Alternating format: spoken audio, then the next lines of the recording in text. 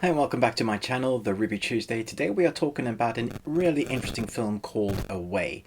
So jump down in the comments below. Let me know, what is your favorite animated film like this? Do give me a thumbs up, it really does help. Let's comment and talk about animation in general, and if you've seen the film, what you thought about it, or if you haven't heard about it but you're going to go check it out now after this review, then let's chat down below. But let's jump into the review. Away is about a boy traveling across an island on a motorcycle trying to escape a dark spirit and get home. Along the way, he makes a series of connections with different animals and reflects on the possible ways he ended up on the island. Part dream, part reality, Away explores our common universal need to find a connection. Directed by Gints Zilbalodis. Gints Zilbalodis. Directed by Gints Zilbalodis. Directed, written, produced, animated and scored by Gints Zilbalodis. Let's just call him Mr. Gints. So this is a 3.5-year project that he directed, scored, produced. Basically, he's done by himself. And I have to admit that the first 20 minutes of this animated film, I really struggled. But that's because I wasn't really expecting the type of animation it was. It took me a little bit back. I was looking at some of the designs that they looked very plain, very linear. There's not a lot of detail to the character, the main protagonist, this young white boy.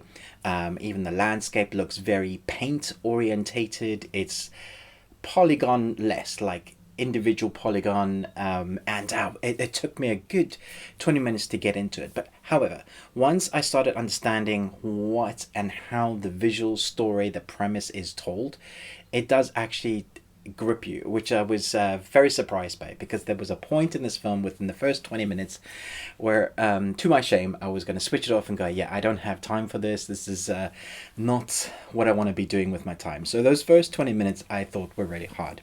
Sorry. At the end of the film, I ended up really enjoying it. So that speaks to the creative journey that this film goes on.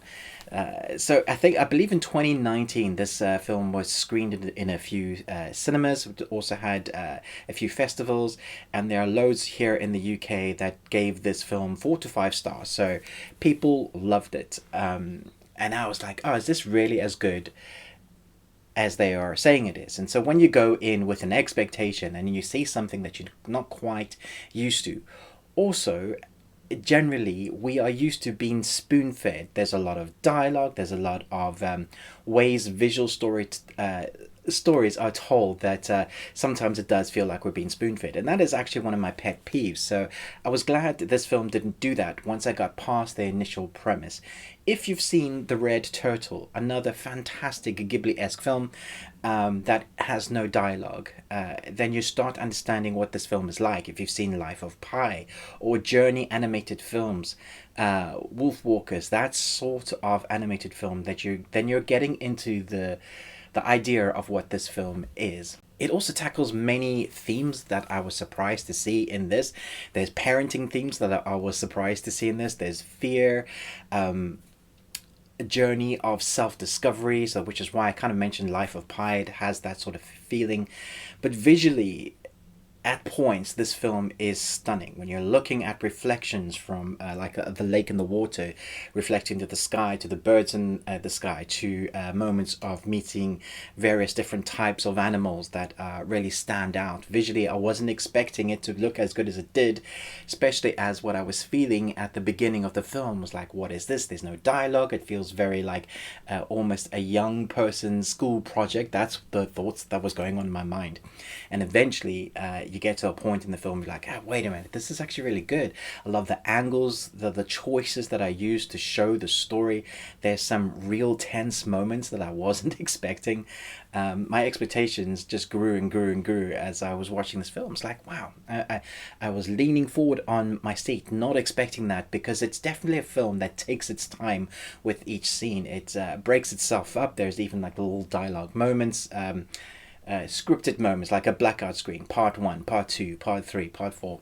And so you have this journey. And one of the things that keeps this film, even though it's slow, even though it takes a time in telling you about its location, what the character is experiencing, what it expects you to experience, there is a movement to the film. It's an intensity that's always there, because there's this character that is forcing, this entity that's forcing our main protagonist to keep going on this journey. So you have an adventure, you have intensity, you have scary moments, and then you have these visual stunning moments that are intertwined with that story. And then when the themes start expressing themselves through the visual narrative of dreams and journey, it really starts kind of playing in your mind. You start asking yourself questions, which is exactly what this sort of film, this sort of story should do. So I was very impressed with it in the end.